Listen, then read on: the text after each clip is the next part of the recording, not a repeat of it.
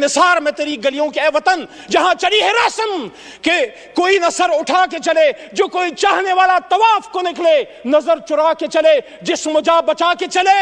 इस ऐवान के एक मुंतखब कायदे ऐवान को जब फांसी के तख्तेदार पे लटकाया गया कि कभी हथकड़ी डाल के नवाज शरीफ की तरह जहाज में बैठा के मुल्क से दरबदर कर दो, कभी बेनजीर भुट्टो की तरह शहीद की तरह।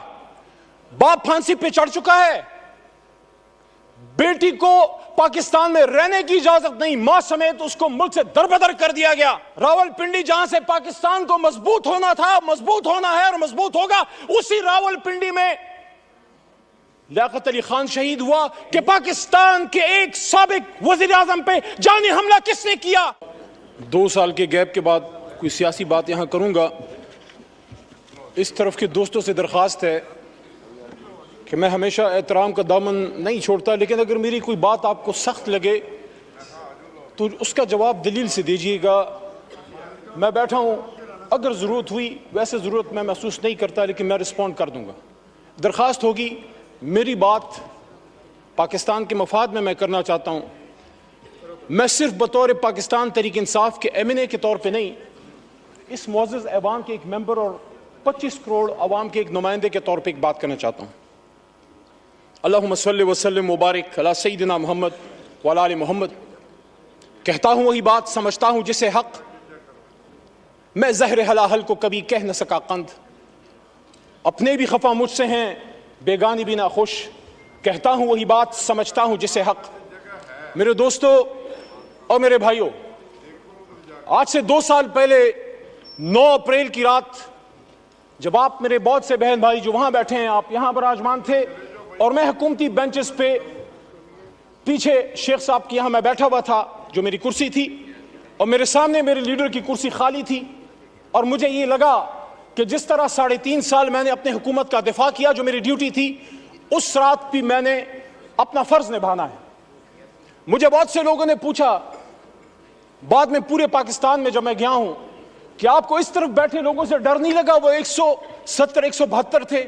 मैंने कहा नहीं, सियासी इख्तिलाफ था, लेकिन वो मैं उनको अपना जाती दुश्मन नहीं समझता था।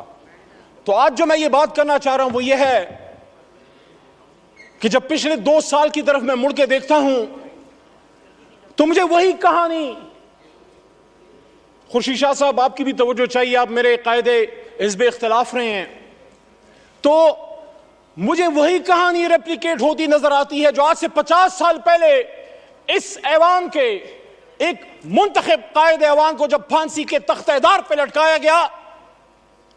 पाकिस्तान तो नहीं बदला, फर्क सिर्फ यह है कि कभी हथकड़ी डाल के नवाज शरीफ की तरह जहाज में बैठा के मुल्क से दरबदर कर दो, कभी बेनजीर भुट्टो की तरह शहीद की तरह। बाप फांसी पे चढ़ चुका है, बेटी को पाकिस्तान में रहने की इजाजत नहीं, मां समेत उसको मुल्क से दरबदर कर दिया गया, जो वो पता नहीं 17, 18 या 20 साल की होगी, मुझे नहीं पता, but she was young and unmarried at that time. वापस आती है, फिर दरबदर की जाती है, and she was forced to go to exile once again, and her life ended in Liaquat Bagh, where she was martyred on 27 December 2007। वही लियाकत बाग जो एक और लीडर हमारा कायदे आजम का दायां हाथ खा चुका है। रावलपिंडी में, रावलपिंडी जहां से पाकिस्तान को मजबूत होना था, मजबूत होना है और मजबूत होगा, उसी रावलपिंडी में लियाकत अली खान शहीद हुआ। वही लियाकत अली खान जो मुझे एजाज हासिल है, मेरा दादा पीर मोहम्मद खान उसका कायदे आजम का एक अदना कारकुन था। लियाकत अली खान साहब तहरीक पाकिस्तान में मेरे गांव, और आपको सर पता है, आप इलाके को जानते हैं, मेरे गांव अमीर मकाम साहब से मुखातिब हूं। ये सवात जब जाते हैं हाथियान और शिरगढ़ से आप गुजरते हैं मेरे भाई, मेरे गांव लियाकत अली खान साहब आए, मेरे घर में क़याम किया, सरदार अब्दुल रब नश्तर उनके साथ थे, और वहां से 47 में काफिले गए पाकिस्तान को आजाद करने के लिए। मिंटो पार्क, जिसको फिर बाद में वहां मीनार पाकिस्तान बना, वहां पीर मोहम्मद साहब, गुलाम मोहम्मद खान लूखोर और खैबर पख्तूनख्वा से मुस्लिम लीग के काफिले लेके गए। वही मेरे लीडर इमरान खान साहब के वालिद इकराम मुल्ला नियाजी भी वहां मौजूद थे। तो जब हम भी पाकिस्तान बनाने वाले हैं, आप भी पाकिस्तान बनाने वाले हैं, तो फिर बार बार क्यों हमें ये कहने की जरूरत पड़ती है कि निसार में तेरी गलियों के ए वतन जहां चली है रस्म कि कोई न सर उठा के चले, जो कोई चाहने वाला तवाफ को निकले, नजर चुरा के चले, जिस्म जा बचा के चले। मेरे भाई तार और छोटा भाई बैठा है, मैं एहतराम करता हूं आपकी जमात की सियासी लीडरशिप की जदोजहद का जो अगर उन्होंने की है, लेकिन जहां हम इस बात को कंडेम करते हैं कि जब एक ताले आजमा परवेज मुशर्रफ ने एक मुंतखब वज़ीर आज़म जिससे हमें लाख इख्तिलाफ है, कभी मैं मुस्लिम लीग नून का ना वोटर रहा हूं, ना सपोर्टर रहा हूं, ना कारकुन रहा हूं, लेकिन हथकड़ी डाल के जब मुल्क बदर किया गया तो फिर आपसे भी एक्सपेक्टेशन है कि आपका भी लाख इख्तिलाफ होगा। लेकिन जब आप यहां तशरीफ फरमा थे, यही शहबाज शरीफ साहब कायद हिज़्ब इख्तिलाफ की कुर्सी पे होते थे, सामने असद भाई जो मेरी शमूलियत मेरे इनके हाथ में हुई, हमने तहरीक इंसाफ में जब शमूलियत की, मैं जब बाकायदा शामिल हुआ, असद कैसर साहब 2011 में आए, हमें शामिल किया, उसी कुर्सी पर बैठे होते थे। 1996 में मेरे खानदान ने, जब चिराग निशान था, इमरान खान का बल्ला नहीं था, तब मेरे खानदान ने वोट किया है।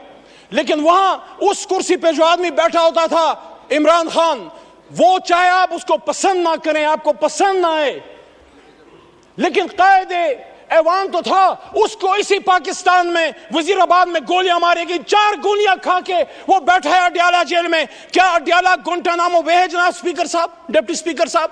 वहां पाकिस्तान का आईन नाफिज अमल नहीं। आज भी हम अपने लीडर से नहीं मिल सकते। कल पाबंदी दोबारा लगी है। मैं बतौर इस ऐवान के एक मुंतखब मेंबर के, जब मैं जेल में था, मैं एक्सपेक्ट करता था कि ये ऐवान इमरान खान के लिए नहीं, अपने एक साबिक कायदे ऐवान के लिए खड़ा होगा। यहां से मुजम्मती करारदादें पास होंगी और यहां वोट को इज्जत दो कि हमारे साथी या बेनजीर भुट्टो और भुट्टो साहब की, उनकी अलमनाक जो हादसात हुए हैं, उनके दाई, उनके अमीन खड़े होंगे और वो कंडेम करेंगे और वो डिमांड करेंगे कि पाकिस्तान के एक साबिक वजीर आजम पे जानी हमला किसने किया, ये किसका सिक्योरिटी फेलियर है।